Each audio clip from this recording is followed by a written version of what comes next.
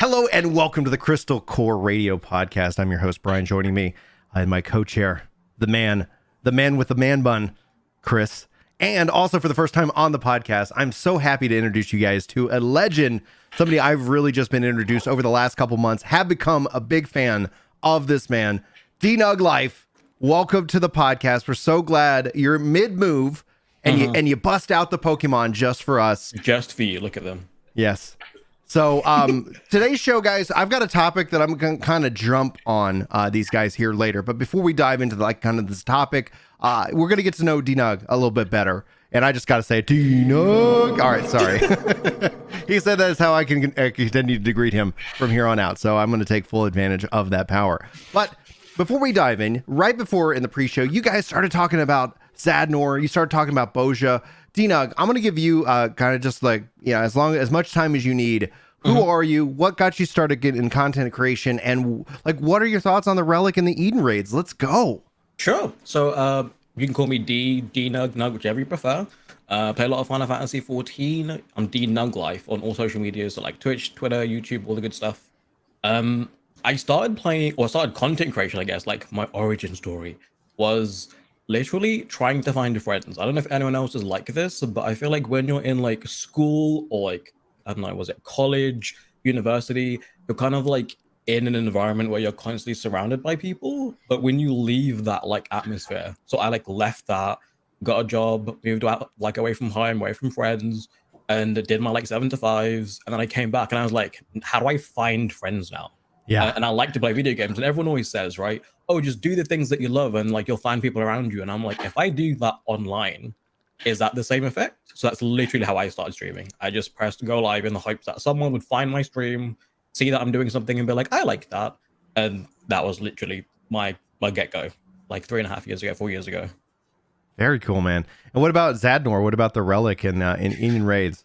So I come from a background of like World of Warcraft, right? So I played WoW exclusively for like 14 years until I would say the end of 2018-ish. So that was like BFA. I just finished the first raid tier and it started to become, I don't know if anyone plays World of Warcraft, but like it was, for me at least, became a chore. So like I had to like do my world quest, my artifact power grinding and like Azerite power grinding. And I didn't have the energy for it anymore. So I switched to Final Fantasy 14, but I still had Raider brain. So I skipped. No one judged me. I skipped. I went straight to raiding. Didn't do any sort of other content because it didn't appeal to me. I didn't realize there was other content outside of raiding because that's all that was like drilled into me from World of Warcraft. Yeah, I see that in the comments with it, like M+ and raiding. It's like that is the heartbeat of the game. Go ahead. That was it. That was literally it. I would log on, make sure you do your Mythic Plus for the week, make sure you've done your world quest, you finish the raid tier, next Wednesday log back in and rinse to repeat. And then I started playing Final Fantasy 14 and I had the same kind of motto, right? It was just get to endgame. Admittedly, there's even less to do like in terms of preparation here. You cap your tomes weekly and then that's it. You're on the same wavelength as everyone else. So I did that and I was just like, okay. And then end of last year, like my community were just like, have you like tried the story? Have you like gone into it? And in the process of like going back from the beginning and learning like from scratch essentially, because I did boost, what happened, I found out like there's way more to do in this game. So like I unlocked things like Hearts of the Dead, Zodiac weapons. It makes me cry. I don't know if anyone did Zodiac weapon when it was current.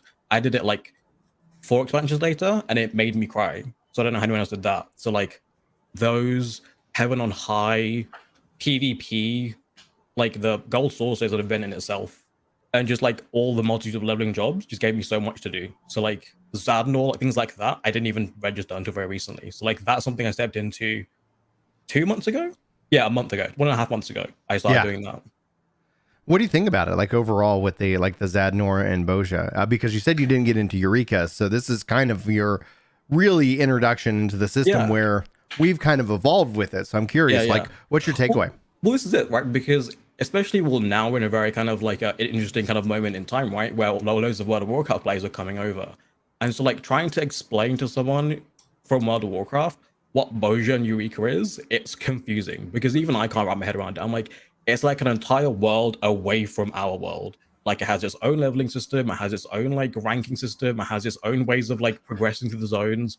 And so like for me, it's like a content that, so I like thrive off PvE. Like I think last podcast Moody was on, right? And I think Chris was saying how you thrived off of like playing with people, and like that's content that I love to do. Like I love playing with people, I love PvE, so like having an area where I can go into and still play with people, but like essentially also kind of be on my own is like what I loved about that. So like Yeah, that for example flexibility. now, like Eureka now, I usually just go in, ask someone for a map timer, and I'm in there for like 3-4 hours. So like I love it. I would say that the WoW, if you're having trouble telling people what the WoW equivalent of Eureka and Zadnor is, first of all, Shadowlands, like the Maw and Torghast, is kind of like a deep dungeon tied to it. Yeah. There are examples across World of Warcraft. In Wrath of the Lich King, we had PvP raids, and so this idea that you have raids that don't work like normal raids, things like Archivon and all that, they were weird. Right, and so that's how you got your Black War Mammoth, and you did those, and you could only do them when you controlled Wintergrasp, and so there was weird behavior around them, and they functioned differently. But also like Argus and the Maw and like these zones, we have had isolated zones where like your mounts don't fly. The island that you'd go knock out in Legion was a little bit weird, and so like there are these ideas. My understanding is Korthia, because like obviously with everything going on, this has been what's allowed me to step away again, because it's really easy to have a sick taste in your mouth when you log into a Blizzard game right now.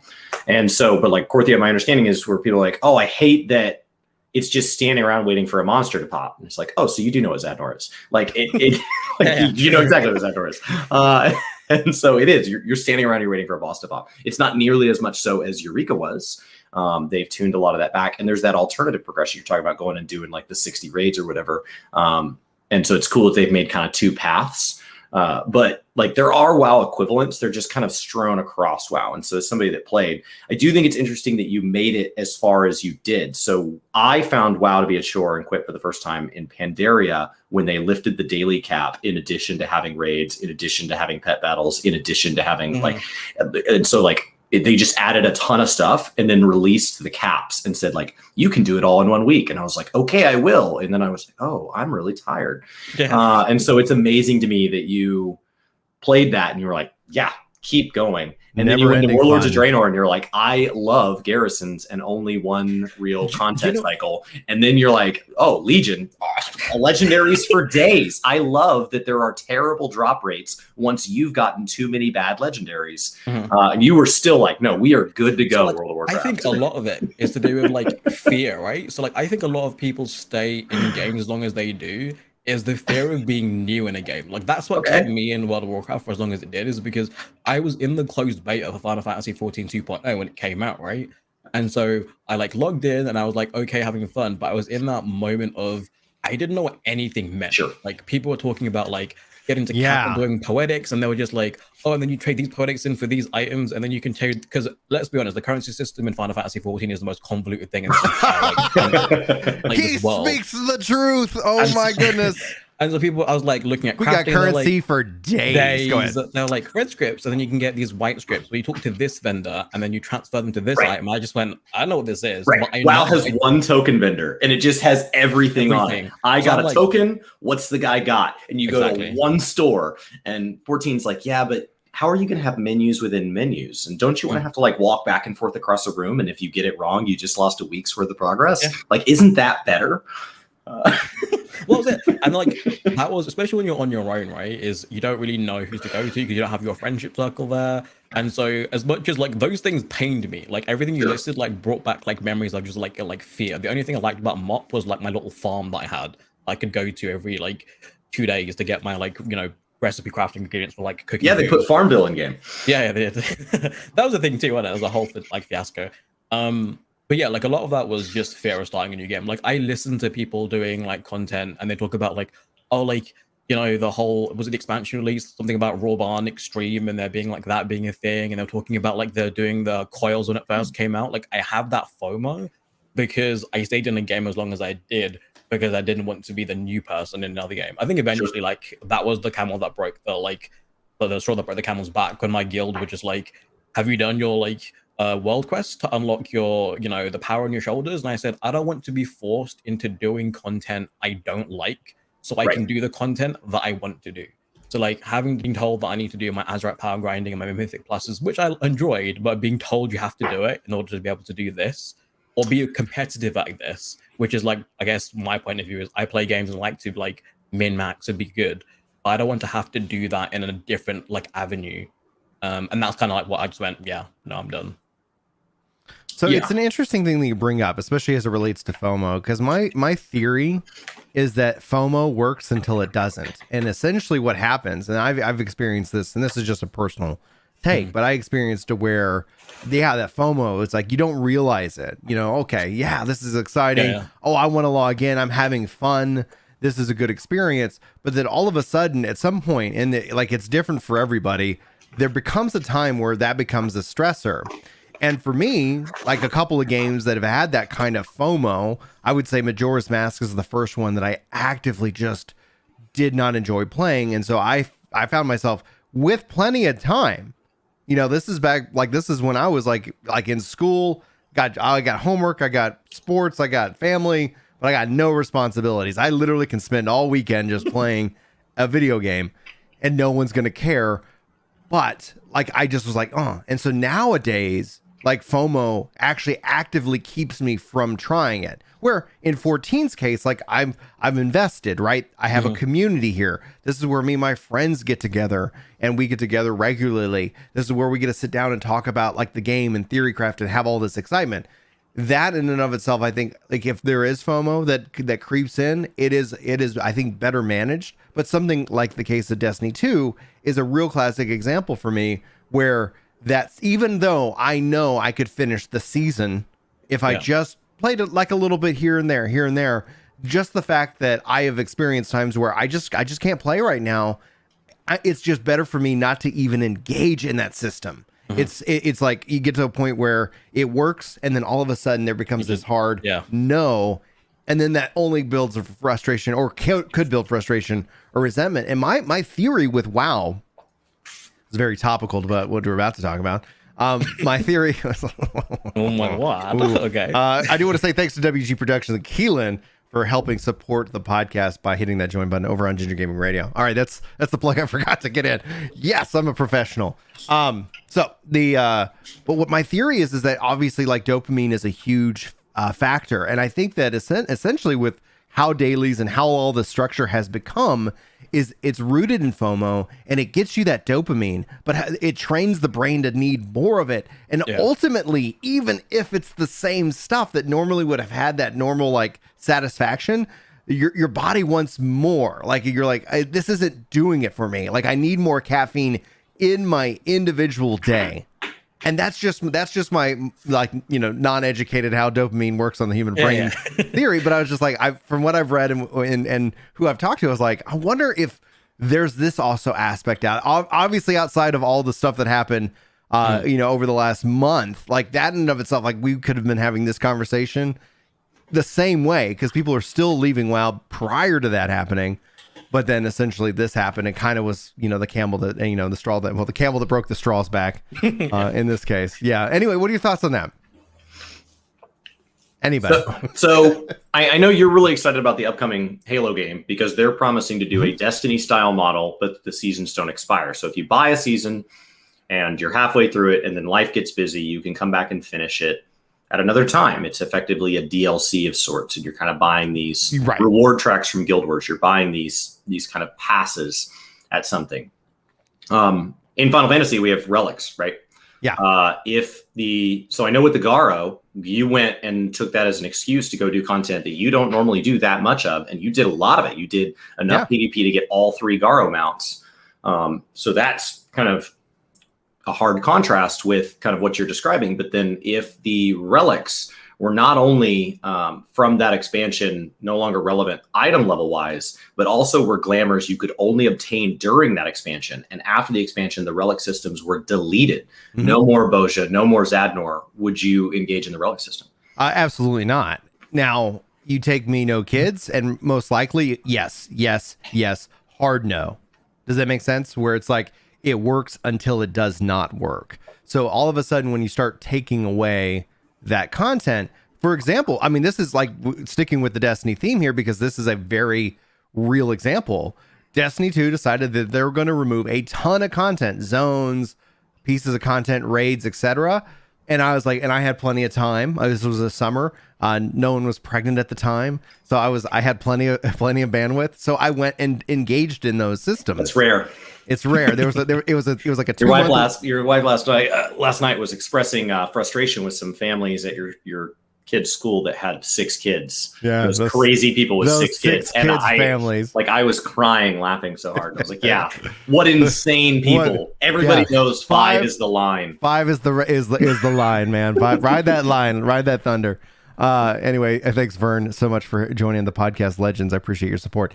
But so Destiny took it out, and I decided to jump in and do that content, and then they removed it, and I was happy that I did it. But if they did it again, the answer is straight up absolutely not. In fact, that's one of the big driving factors of one of the things that I've only done in that game is PvP. So taking that to Final Fantasy 14, hands down, yes, you'd get me around. Absolutely. Oh my gosh, that's going away. They did it with the PvP stuff. Oh my gosh, that's going away. They do it again, and chances are I'm not even going to start it. Does that make sense? What do you think, D?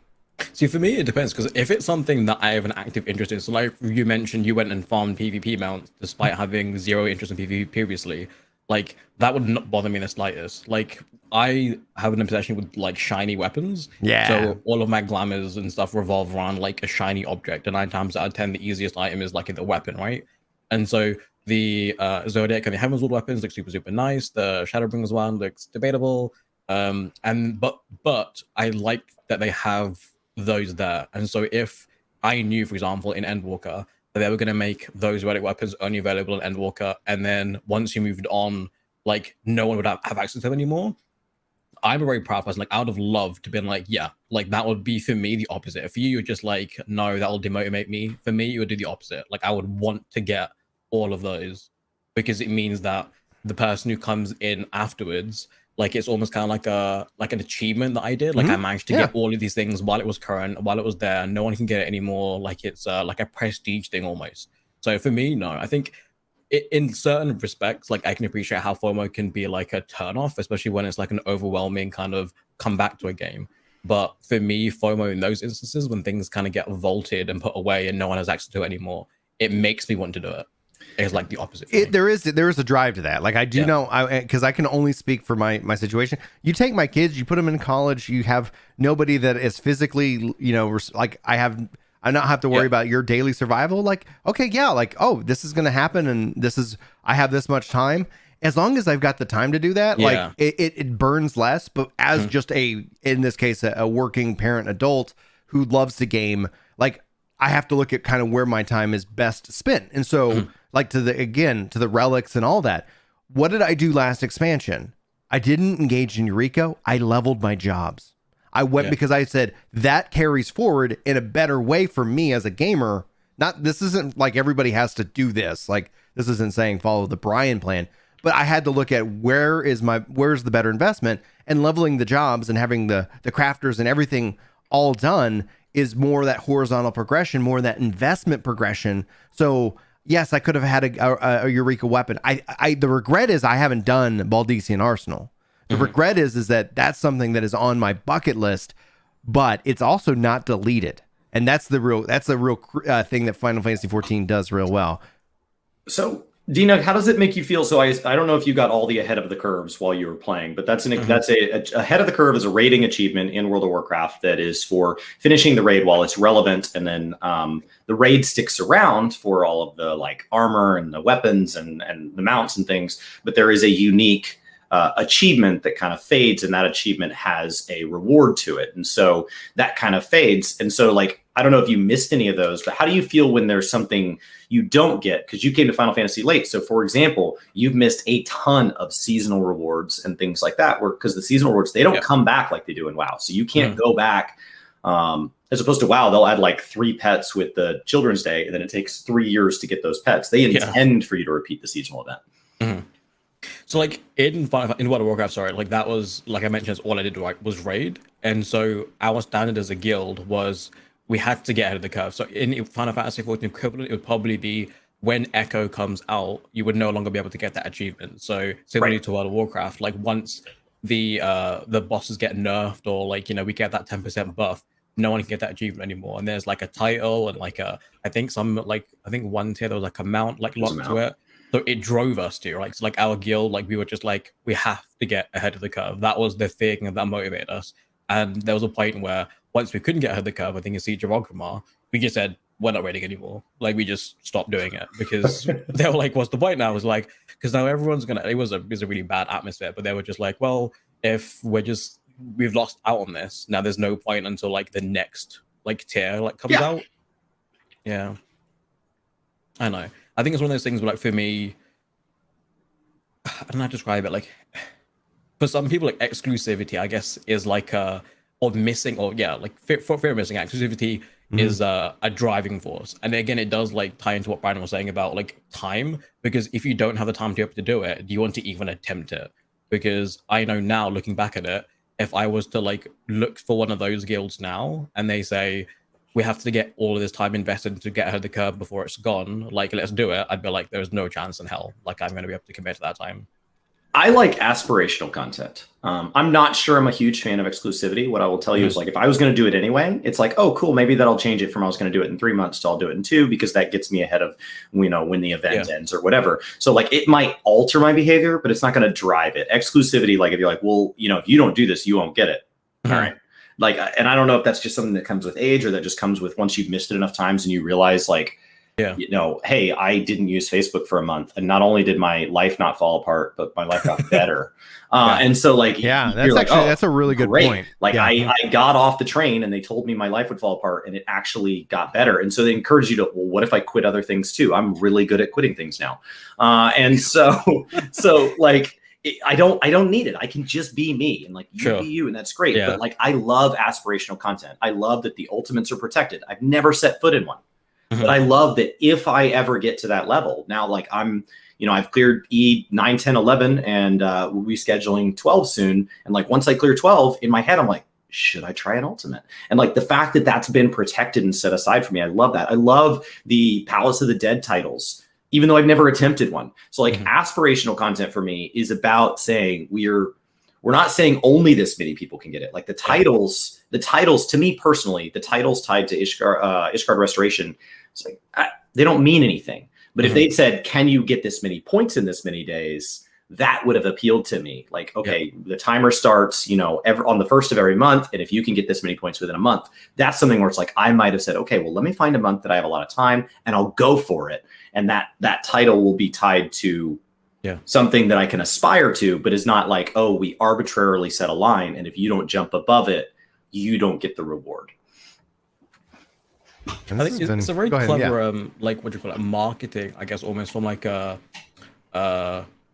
like from a company's point of view, because if you put things that are locked behind this, like you can only get this during this time, it almost forces people, in like quotation marks, forces people to do that content ASAP. Because I know because I think talking about Destiny 2, didn't they vault raids and is it Leviathan and like Leviathan, all the year one content, the DLC as well.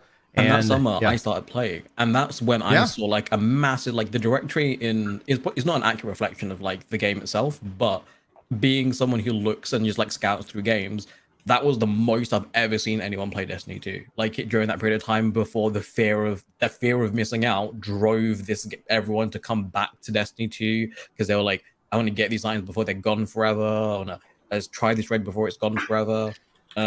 So like from a human and consumer point of view, like it can sometimes be a bit like, I don't know, like almost manipulative, but it works in the company's favor, right? And my whole point is like, I think it works a handful of times, and at some point, like you're gonna get people off that train, because all of a sudden you start seeing the hamster wheel in that regards. Because it's like, okay, it's my concern is it's manufactured. You had to be there moments when what people really crave is actual you had to be there moments. So in a way, 14 has already kind of undergone something like this with 1.0 to 2.0. Now there were like actual ramifications and reasons behind it. New engine, like this is what we've got to do to really turn this game around. So like that is I would say that's kind of a different category, exceptionally rare. 14 seems to be an exception in that case of doing something like this, but it told a story that built up, and like the Great Gubu Wall, and you had, you're fighting Nail Van Darnus, and all of these things happened, and that time was rewarded. That gear transferred into this game. It wasn't like all that got deleted and you started over level 1. So there wasn't this hard, like, if you don't do this, like, however, like, I am appreciative of being there and as a part of that, and you can't go back and experience that. So we've had those experiences within it. And so Unreal is gated. Unreals are vaulted. Right. Unreals are another example within the 14 space. But the theory is they come back, right? Just like with the 15 event Disney is coming Vault. back. Yeah, Disney vaulted, as opposed to like, you'll never get to experience this unless you're in it. And that creates, I think, that does create drive. But I think it only creates drive free. At some point, somebody gets tired of that drive, right? It at least creates focus, right? And so if you have 20 people interested in Unreals and you have 20 Unreals, what are the odds they can form a party? If you have 20 people interested in Unreals and you say, this is the Unreal of the day, okay, let's get some groups formed. It wasn't the Unreal I wanted to do, but I do want to do Unreals. Let's do this one. And so it does at least hone them in. And so, with the Garo, it's like, well, I want to do PvP. Eventually I want to do PvE. And then the problem in 14 is, what are the odds there's enough people doing PvP on any one day to drop the queue times down? And it spirals out of control. Queue times are long, so nobody does it. Nobody does it, so queue times are long. And it goes back and forth, back and forth. By doing something like the Garo event, you say, here's a bunch of people who said they want to do PvP eventually. Let's say now is the time. And so it at least focuses those people in. There's still a number of people that are like, yeah, I'm just not doing that. But they weren't going to do it anyway. And so there was nothing there to focus. I'm muted. So I'll redo this real dramatically. So speaking of focus, D, what is your focus as we build to Endwalker? What are your goals and what are your hopes and, I guess, aspirations as we step into this next chapter of the game? Like what I want to do and have completed prior to going into Endwalker, or I want from Endwalker. Okay, cool. So like I was mentioning beforehand, this is my first expansion, playing, right, Shadowbringers. But I still came at it guns blazing, just solely doing raiding content. So I've cleared the tier. Ultimate was always something, and I feel like maybe Ultimate and Savage for a lot of people is kind of this what's this word, enigma, this fear of stepping into it. Everyone, there'll always be an excuse. I remember telling myself when I wanted to get raiding in this expansion, I don't want to do Savage straight away because all the professionals are doing it. So I'll give it 2-3 months, and then 2-3 months went by, and then I thought, I don't want to do it now because then everyone's going to know the tactics and expect me to know the tactics. And then I kept delaying it on and on. So I was going to do the same thing for Ultimate. I was going to be the new Ultimate will come out in 6.1, and then I'll try it then. Whereas I told myself now I want to see if I can at least just step foot into it, see if I can get a clear in an Ultimate. So an Ultimate clear is on the cards, or potentially for me ideally. And then I was talking about this beforehand, just to get one of every relic weapon done. So one Zodiac, which I've done, one Heavensward, which I've done, Stormblood yet to do, and Shadowbringers I'm working through, and then I need to get a the crafting or a Gatherer's version. Those are my big ones. I have never finished a relic. I have a partial relic from I have partial relics. I just have a bunch of started projects. Sure. Where I'm but during Heavensward, I'm oh, I'm gonna try this relic. I got some books, and they're hey, cool, you're going to have to do about 1,000 more of those. And I was cool, I'm going to do something else. And so then Eureka, I made it to that step where, I had the unique perspective of 60% of the player base, we all quit at the same time.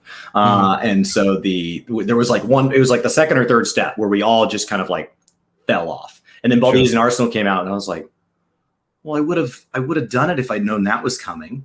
Not because it was good, but because I would have pushed through, because then there was this huge kind of lust for the fact that they got to do that. Mad respect. So D, what are your hopes and expectations, or what are you really excited about with Endwalker? We've seen a lot of news already, and we're about to gear up for the next wave of more detailed focus information. The tentative date for media tour stuff is September, which means we'd either by the end of September or early October start actually getting gameplay and impressions and things like that. What are you looking forward to the most? So I said this beforehand, like I skipped through MSQ, but like, and I want to say like a year ago, towards the end of August, last year, I started again, like from 1 all the way through, like watched all the cutscenes, watched all the, read all the dialogue, did everything, and got super invested. Like this is the first game ever. So just like backstory, I've almost exclusively only played MMOs. So I was like a RuneScape baby, and then I was a Maple Story baby, and then I was World of Warcraft, and I was World of Warcraft for like 14 years, like from post-launch all the way through to BFA. And as soon as I left BFA, I was like dabbling in Destiny 2. I think Rift was like a thing also a bit. Yeah, like, Rift kind of had a little spike there. The WoW killer. Yeah, I know. Everything was the WoW killer for like yeah. But even still, like I've even seen more people kind of returning to Rift. It's not really being actively developed, and I was like, I think if it would continued on, it had some really great ideas and systems. Yeah. But anyway, continue. Yeah. So like it was just like MMOs, and then I found Final Fantasy 14, and again, I had the same approach to like all MMOs, which was just raiding PvE. So this game has made me appreciate story like 28 years later. You know, like I didn't care about stories, and like I remember vividly, I think it was 5.3 had just launched, and people were just like, I'm crying, like, oh, I'm so like, oh, this is too emotional. And I just put it together. Like, what are you talking about? Like, it's just a story. Like, there's nothing, like, it's just a game, is what I told these people. And then everyone was just like, okay, do the story. And so I went through the story, and there's like a 15-minute montage video of me just sobbing my way through 5.3 because I didn't think a game was ever capable of making me feel like this. So like for me, it's the story. Like I want to know what happens, how they conclude, because I didn't realize this story has been going on for almost 14 years, right? They were saying this is like a big arc that's coming to an end come 6.1, and then we're gonna get a new story. And so for me, I want to know how everything wraps up story-wise. I don't know if anyone's still laying out, so no spoilers, but just for me, that's my biggest priority. And then second is I'm a horrible one trick. So I only played Astrologian. That was the only job that I played all the way throughout. And so hearing that they're like working on Ast or reworking Ast is like a fear for me, right? Because when I tell you, Stormblood Ast was like, Stormblood Ast was the one where like, I think everyone looks at Stormblood Ast through rose-tinted glasses, because for me, it was the worst like playstyle. Like it was the best in terms of creativity. Like it made me like think more, but like in practice, you only did one thing. You fished for like a balance to spread, or like like it was you were hunting for maybe 3 cards. Fishing. Yeah, maybe exactly. Yeah. And so like I learned that, and then I learned the way it was here, and I enjoyed the ability to be able to like flex, which meant I could just learn one healer because I could like jump around depending on who my co-healer was. But now I'm going to be just the regen healer. So which puts me in a position where I kind of have to learn a different job. So I'm looking at Sage, but I feel like everyone in their family are looking at Sage. So now I'm like, do I go Scholar? So for me, story, and then what they're going to do to Ast, and then I have to learn a new job.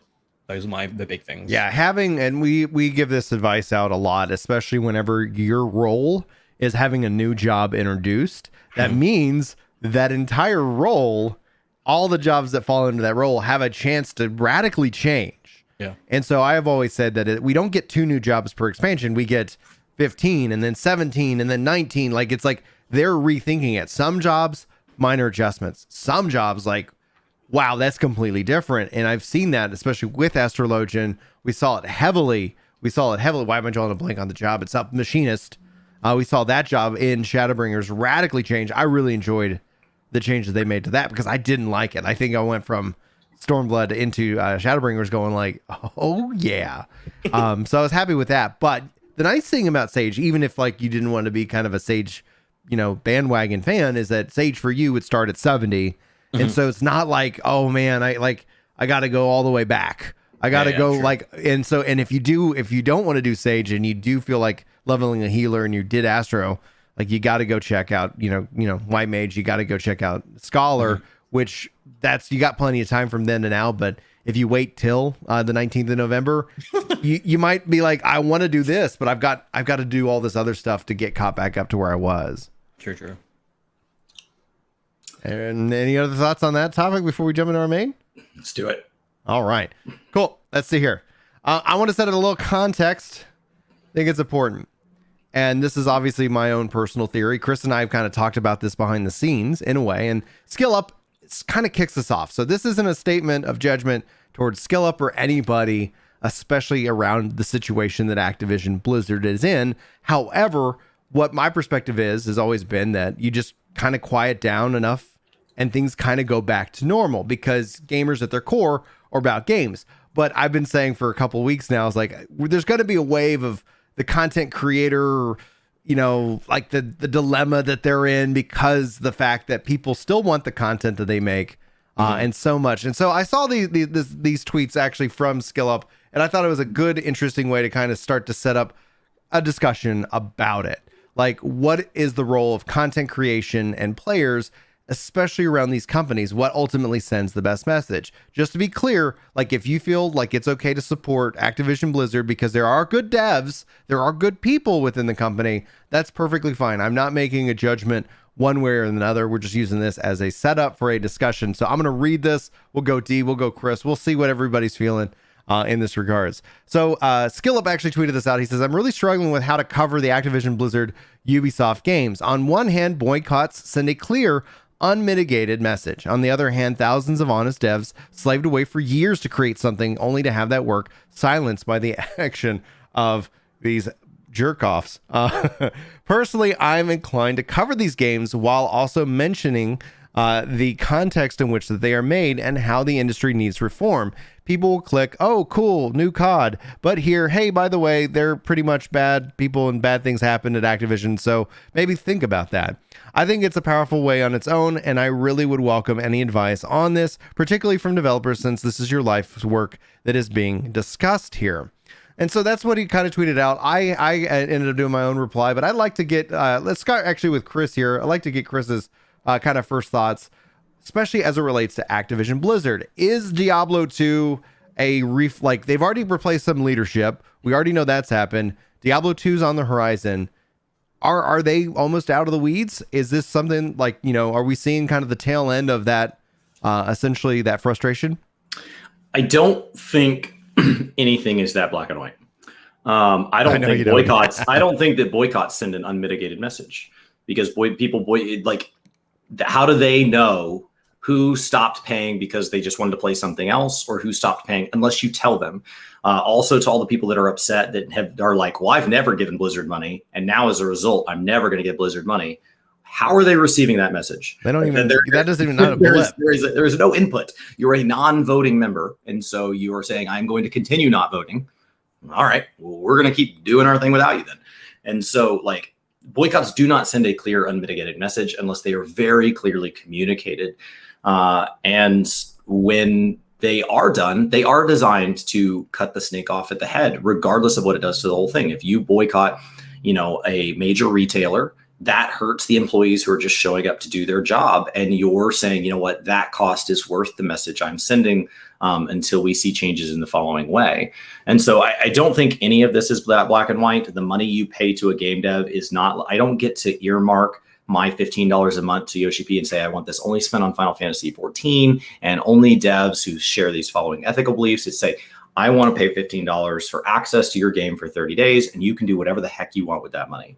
That content was already designed and paid for, and so you can use that to pay for future content or pay yourself back for the fact that you paid devs to work on that. You can do whatever you want with that $15 as long as I get my 30 days of access. And so, like, I don't really have that much control.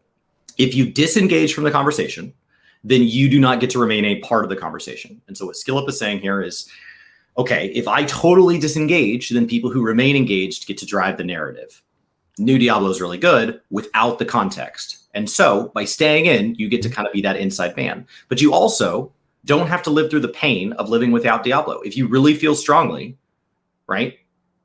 Is Diablo so good that you're like, yeah, but like, I really like getting loot though. And that's more important to me than human lives being ruined over this. And that is something you are admitting.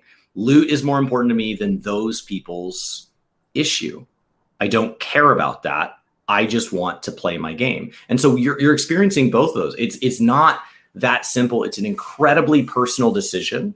And I think for me, like, the closest parallel I can draw is that I have a tattoo. And my brother has a tattoo. And when he was getting his tattoo, I passed along advice to him that was given to me. And it was that if you get a tattoo, never, ever, ever tell anyone what that tattoo means. And that doesn't mean you can't try to explain it. But what it is guard yourself against that response, because people who don't like tattoos will think no matter what your reason is, that that's stupid. And there will be people who try to discount that. And when you are doing something as personal as marking your own body permanently, that is because you think that's worth it, and no one else's opinion matters. It is your body. You have to live with it. It is your choice. And so if you want to play this game and that's the only thing that matters, then play it. And if you want to boycott it, then boycott it. And if you want to play it and expand context, then play it and expand context. But this is a personal decision. It's like grieving in a way, where there are going to be people who grieve different ways. There are going to be people that say this is a time for those of us in the community that are not jerks to each other to bind together and bind around the Blizzard devs that are not jerks and stick together and play this game that was made by an outside studio and spend time with each other and reminisce on the good times and call for change. There are going to be other people that say, I'm done, and I can't give them another dime ever, no matter what they do. And there are going to be people that say, you know what, this is time for a punishment. And should they make these changes, whatever it is, I would say just internally document what it is. If you want them to make changes, then make a list. Literally write it down if you have to, and say, what I would need to see change is I would need to see these 3 names lose their job, and I would need to see this many good patches in a row, and I would need to see these statements from the devs. And when that checklist is complete, just like somebody who has a prison sentence, they've paid their due, and go back. You don't get to lord it over them forever. One of the biggest issues I see with things like this is people say, well, I won't play Diablo until, let's say, Ian loses his job because he's in charge of World of Warcraft, and I don't like Ian, and I think this whole thing, and if Ian doesn't lose his job, I'm not playing Diablo. And then they hear you, they fire Ian, and you go, yeah, but actually, I'm not going to do this until the new head of Overwatch loses his job. No, you don't get to move the goalpost. So process it, think about how you want to respond, and then just stay the course. And whatever makes Skill Up proud of the work he does is good enough. What do you think, D? +1? Yes. That they said. No, it's one of those things where people have that argument of separate the artist from the art, right? I think historically, for example, like the one that I pull off the top of my head is J.K. Rowling. She's been very like trans exclusionary, and so there's been people who are just saying things like, who have said things like, don't talk about Harry Potter ever again, because if you talk about Harry Potter, that means you're like anti-trans. And then there's people who've just said things like, this was a big part of my life before any of this surfaced, and so like the memories that I hold and the kind of attachments I have to this are not attached to the words that this person is like pushed, the narrative that she's pushed. And so tying into what Brian was saying about the whole like you're boycotting like punishes the wrong people, but on a grand scale of things, in terms of like companies and the way like, you know, things are pushed and how margins are managed, it is the bottom line finance, like what makes the money. So the reason people push boycotts is because the idea that if they see a sudden loss in revenue, if they see a drop in subscribers, this is the way of us telling them like do better, you know. And then when you're seeing that drop in margins, like while we're looking at it as if like Blizzard is suffering, it's not just Blizzard who is suffering, you know. They're the friends who, you know, the team, the GMs who've been like answering all your tickets. They're the people on the websites who've been responding to you, people on the phone calls who've been like answering your phones.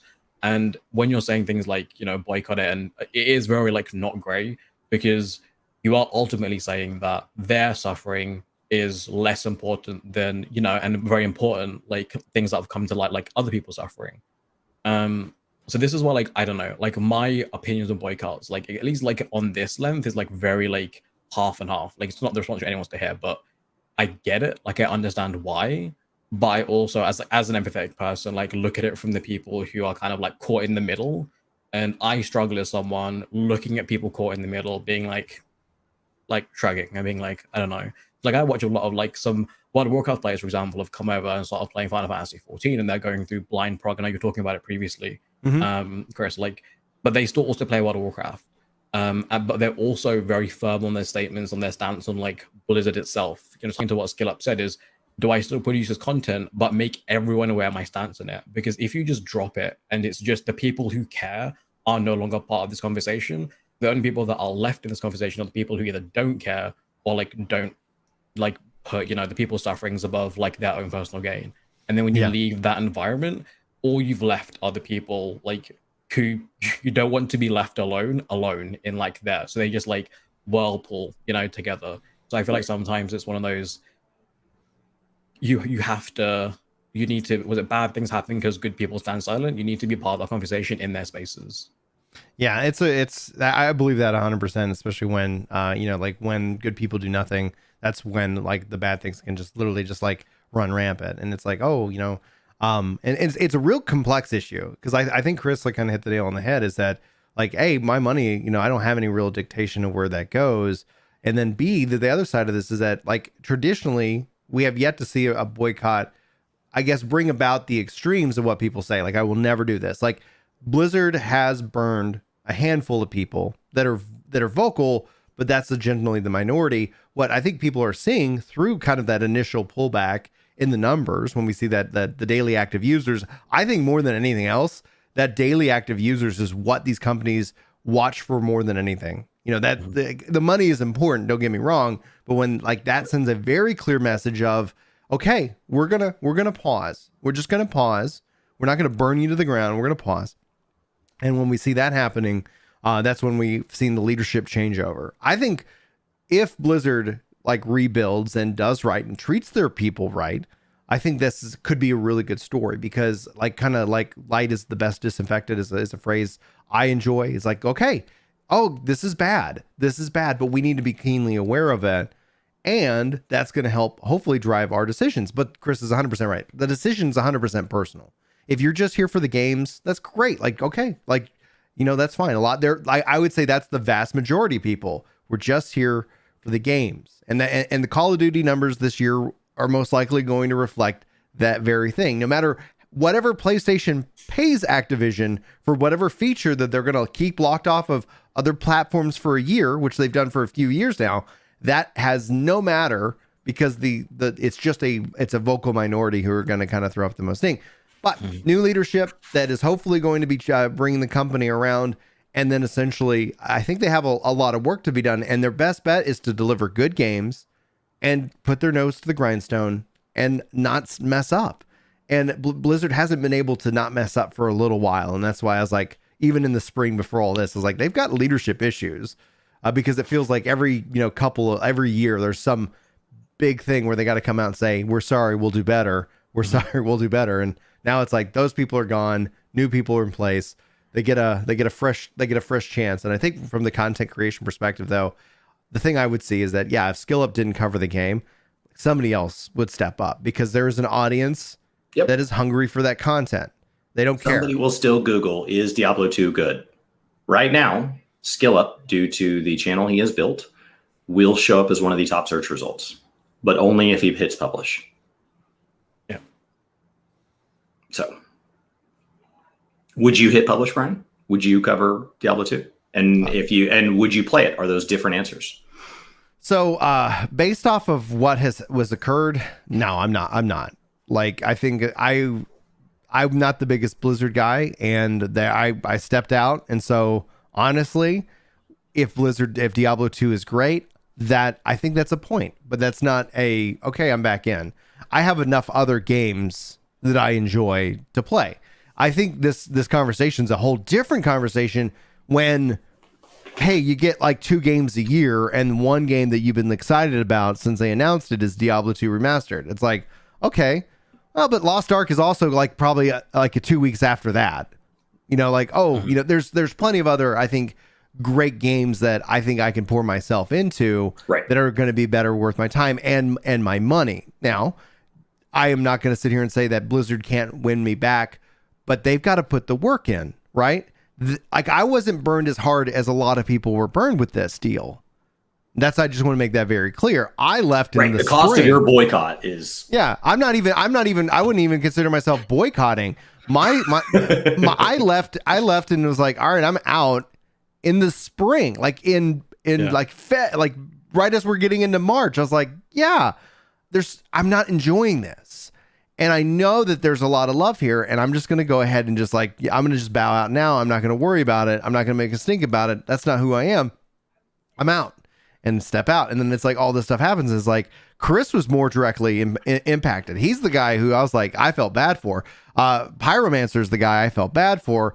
Like people who, the fact that you poured in 14 years of your life into WoW, even though like with BFA you left, like how did this news impact you, D? I think it's one of those things like, it sounds awful, but it's one of those things where, you know how you mentioned earlier, how if you're not giving the money, you not like continuing to play their game doesn't bother them the slightest. And you're like, well, if you're already not consuming their content, me saying, well, I'm not going to come back, it means nothing to them. They're just like, okay, well, we had 0 and now we still have 0. So like, what do you want from us? I think for me, looking at the game itself, I have more empathy for people whose livelihoods, I guess, are like reliant on this game. Because for me, this game as a whole means like nothing to me. Like I stepped away from it, 4 years ago, 3 years ago. And the content that I create, the things that I consume has got nothing to do with them. So for me, looking at this, I have like nostalgic memories of World of Warcraft. Does this make me want to play World of Warcraft? Definitely not. Does it make me want to come back? No. Similar to you, like I need to see like good changes, like a reform, a restructure for me to even contemplate being like, will I give this a second chance? But my issues with the game were like way before, any of the stuff that surfaced. Like looking at it now, I don't know. I'm one of those people where I see a lot of my friends who still play World of Warcraft, still stream World of Warcraft, still create content for World of Warcraft, who are like under this scrutiny, something similar to what we were just seeing, where people are like afraid to still be participating in an environment which has now been surrounded by this like cloud of shame, essentially, where just like I have friends who quite literally like appear offline on Discord and things like that because they're like, I don't want anyone to see me like say I'm playing Overwatch, because then what if they think I'm a bad person? Like the fear is like erupted like that far. Oh my gosh, that concern. This ties into what Orville's asking, but finish your thought, because I think go ahead. Yeah. Well, that's the thing, right? And I think when you have like such a heavy weighted opinion on things like this, people who have no choice to, like, I remember you reacting to that video of Pyromancer, Brian, and you got like super emotional, because it is one of those things where when you invest so much time and your livelihood depends on this, you're essentially having to like put like morality over your own livelihood well-being, and like that is not a conversation anyone else can have. And like you were mentioning earlier, that's a very personal thing. Like, I don't. And imagine having like people who, not just like your own livelihood, right? But then some of these content creators, like family. you got like at the end of the day, like I'm sorry, like there's literal bullets I will jump in front of without even thinking about it. I've pre-thought, I've made that decision when those moments happen, and when those moments happen in your life. It doesn't have to be a kid either. Like it could be a partner. It could be just a best friend or something that's like, not even thought. Like I told my wife, if she ever farts in public, I'll just immediately take the blame. Like I'll just be like, oh my bad. My God, Brian. Oh my gosh, Brian, how embarrassing. I just said, don't worry about it. I got you.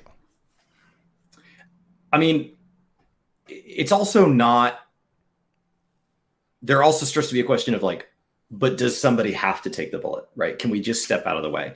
It comes down to like, the other day, I got a comment on one of my videos that people did not like, that my wife and I eat at a particular fast food chain because the cup was in the back of the background, right? Because that fast food chain has been associated with statements made in the past that don't reflect. I have friends and family that have worked for that fast food chain. There's only so many fast food chains out there.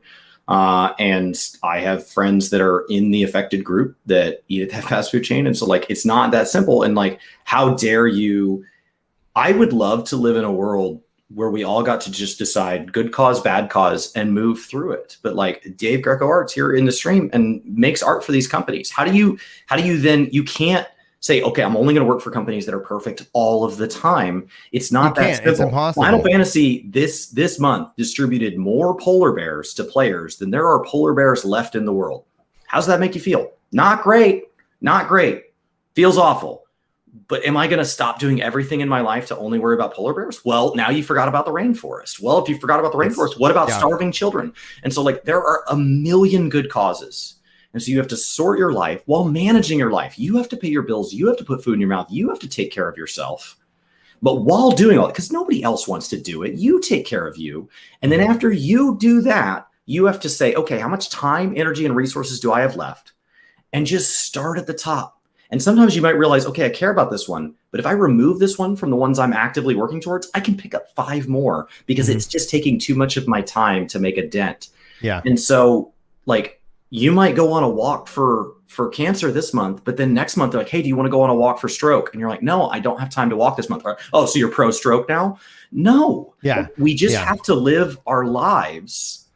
It's not that simple. And so it's really easy for people to come out. What Orville's talking about here is, do you think people will get canceled? Anybody who's lived in the United States, we've all been agreeing with each other for the last 8 years. We've all been big fans of each last other. 250 years, everybody's been great.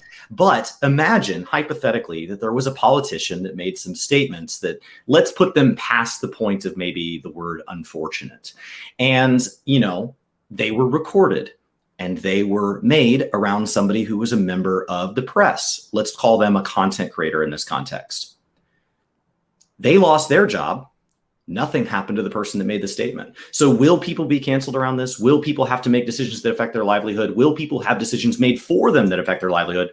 Possibly, but it will be in a case-by-case basis. The community in this metaphor that person surrounded themselves with, the company that they worked for, had a moral stand. The company that the person who made the statement for was not so much bothered by that statement. Yeah. And so that determined the consequences, not the action or their relationship to the action, who supports them. So members of the community who have always stood on a moral high ground and have said, I only play games that support certain groups of people or have certain ethical stances. And then they say, but Diablo's like super freaking good though. They're going to get some pushback. But people who say, I play every action RPG that comes out and I only care about the gameplay, I don't want to talk about politics, religion, or ethics in this stream, they're going to cover Diablo and be just fine. It's an interesting subject here for Orville, because essentially I would say right before going on this show, someone's trying to set me up to be canceled, and it's very clear their motivations, because essentially I'm not going to call them out and give them any kind of light, but essentially it's that the fact that we've invited people into this game, and certain people have said like probably bad words in some point in the past, basically trying to equate that we are them, in that regards. And what it comes down to in my mind is it's a blend of what's called the circle of influence and your circle of interest. One of the problems that we have as society that we'll have to figure out how to evolve into is that there is so much in our daily feed all the time, like that. It's just, you're inundated with too much information, right? There's so many causes to care for. But when it comes down to your circle of influence, what actually can you affect? And so a lot of people get stuck in the circle of interest and do nothing. They stress out, they're etc. versus the circle of influence. What can you actually do? Who are you actually? What are your morals? Who are you as a human being? What good are you trying to put out in the world? And you have to refocus in on that circle of influence, and you have to ignore the circle of interest. And when it comes down to people getting canceled, I don't like, you cancel me, fine. Like I fully expect it at some point. People can make up any kind of thing and the internet will take it in any kind of way. My goal is to love people as best as I can and just have and talk about video games. Like that is it. But if I get canceled, I get canceled. That's one of the reasons why, like, I think when it comes down to content creation, ensure yourself. Don't just pour yourself into one method, because the internet will believe whatever the first story is, whoever comes out first and says this.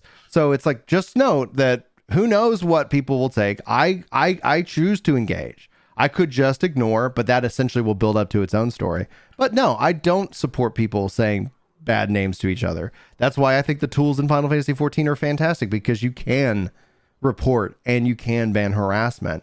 But no, like, I am not responsible for bringing harassers into any particular game. The problem with being open and to invitation is that there are going to be some bad eggs. There's going to be some growing pains, but that's not on anyone. I think the game overall benefits, as opposed to somebody coming in and being a jerk. My wife was bullied in this game, and we've had horrible things said to me in this game and to others. Like, this isn't anything that's new as of now. This is something that's always existed. But that's been a fun little messaging thread. So who knows if they'll come out with it. What's your your favorite hateful comment that's been thrown at us, Brian? Oh, for me, for you, I love that they call you a condescending tool. My wife still uses that. Not my wife. Sometimes I'll say something. She's like, "You're such a condescending tool." It was from a comment.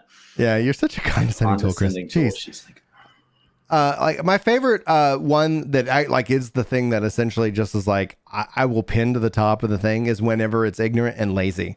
Like it's within a half a second, you can show that your comment has like it literally is like, what is this? And then it's just I usually just kind of pin that, and then it's just like people refer to it on Ginger Prime as the pin of shame. It's like, oh, I don't do it to everyone, so it's like people come in and they do that. I'm like, whatever, I just like ignore it. But occasionally when it's just so ignorant and so lazy, you only do X. Oh, do I? Oh, do I now? Like I literally have like 10 videos about Final Fantasy 11 and my love of Final Fantasy. You know, we've crossed 3,000 YouTube videos, Brian, between Ginger Prime, Gaming Kinda, and Work to Game. I did not. My last thing on kind of my last statement, I want to get Dee's thoughts on this question here because I think it's important. I want to make sure everybody's represented. But my thought, final part when it comes to cancel culture is I believe more than anything else, it hurts everyone. It hurts the person canceling. It hurts the person canceled because it doesn't let anybody move on past that situation. You literally have a moment in time where that becomes public record. And obviously there's varying degrees, right? Like could there be a good way of like bringing this stuff to the public? Well, yeah, like, okay, I went to the police and I did this and I filed reports and I have all this evidence and then they paid off the police because they're corrupt or something, like I have no other choice. But when people go right to the public and nobody really gets to kind of shake it out, it's the story that breaks first is traditionally the story that's believed, and cancel culture shuts down the conversation and the discussion. So it doesn't allow for healing on both sides. And that's just where I fall. Like, Dee, I want to get you in on this thought as kind of, and we'll hopefully wrap up with some, some fun stuff. This is a little bit deeper conversation later, obviously, into the podcast.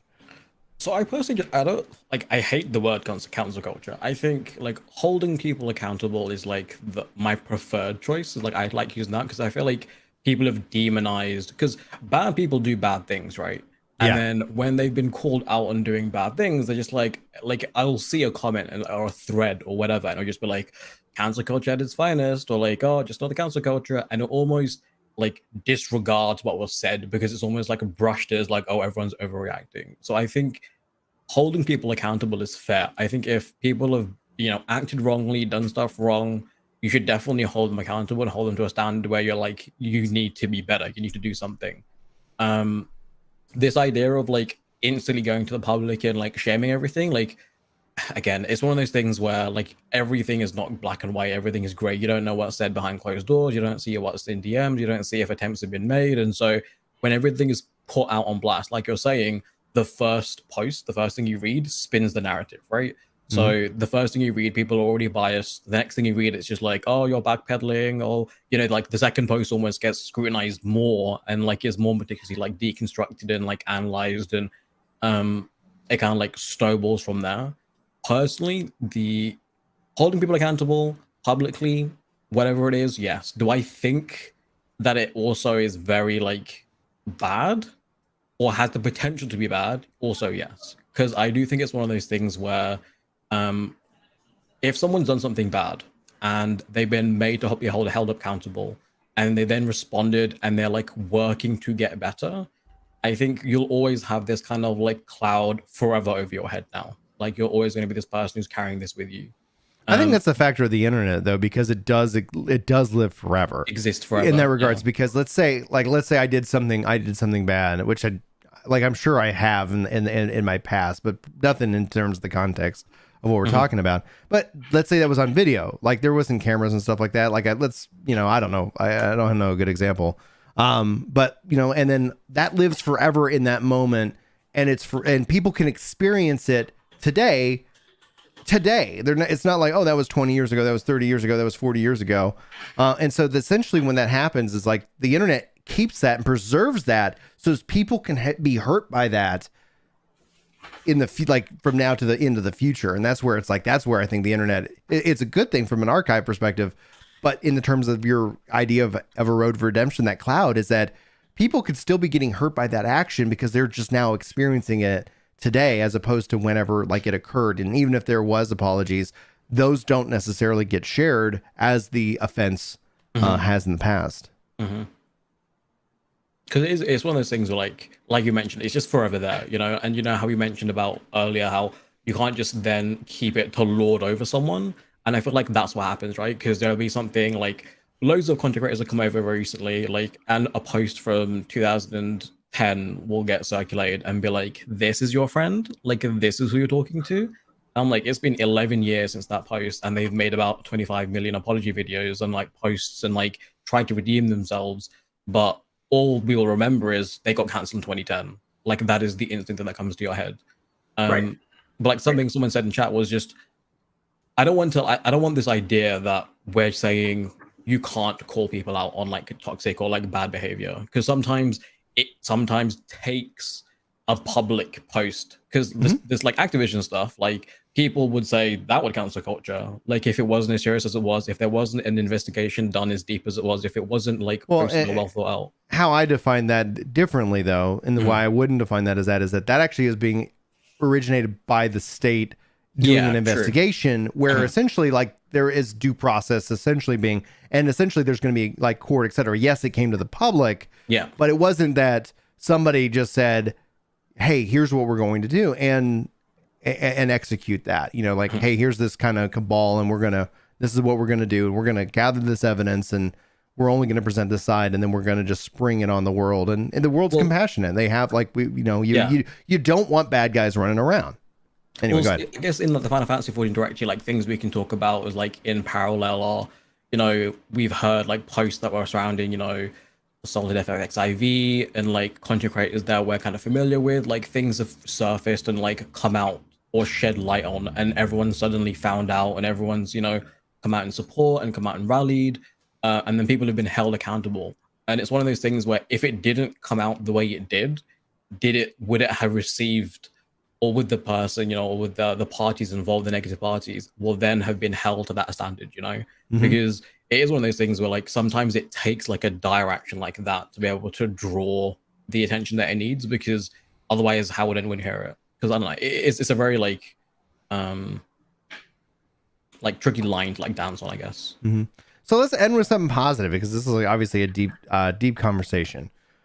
What can we do as content creators just to better off the Final Fantasy 14 community and gaming in general? Chris, like, what do you think? I think we all come from somewhere different. We all come from, you know, we've played other games, we've had other life experiences, or maybe what makes us unique is that we haven't played other games and we're a first time through, and you have other life experiences that are kind of fueling that. And I think that while you may be a unique combination of things, no one aspect of any of us is truly unique. There's other people that have that one life experience, or has something similar, or have that one level of experience with the game, or have that same question you have. And so as content creators, like I would just focus on kind of extending what makes you unique. You know, in business, that's kind of called your unfair advantage. Like play to your strength. There is something that you want to make, if the question was content creator focused, that is uniquely you. And so, you know, raid guides coming out, 16 different raid guides, that can still catch more people than if we drop to 15, even though they're all covering the same raid. So in the 14 community, and I would say that extends beyond traditional content creation definitions like Twitch and YouTube, to people that go post on Reddit, people that go post in Discords, bringing your unique perspective to the table as an invitation to other people like you that maybe are afraid to speak up, or don't know how to say their question, or they've said their question in the past and it didn't get received right because they didn't know how to phrase it. That would be the thing we can continue to be better at, realizing we're all coming from somewhere different. Dee, you talked about skipping the story and coming in for the thing that would reward you. Then once you decided to stay, going back and doing story, there's a portion of the community that will do that. And there's, you know, so for all the people that know and love story, they're not immediately going to feel okay with that approach, even though you got to the same place. And so that would be kind of the, you know, Brian is obsessed with controller play. There's a number of people that wonder how in the world you put Gunbreaker on a freaking controller. And so like these are things like, bring your unique advantage. What about your life? You know, maybe you get to play a lot in a week. Maybe you get to play a little in a week. There are other people that play the same amount and just kind of share your experience. It is a multiplayer game. People that say this is an RPG / MMO, they're ignoring the fact that like literally 2 hours in, you've got to find a group for Sastasha. Like right out of the gate, this is an MMO true through and through. So be part of the community, even if that's an introverted part, be your part. What do you think, D? So that's really nice. I like that point about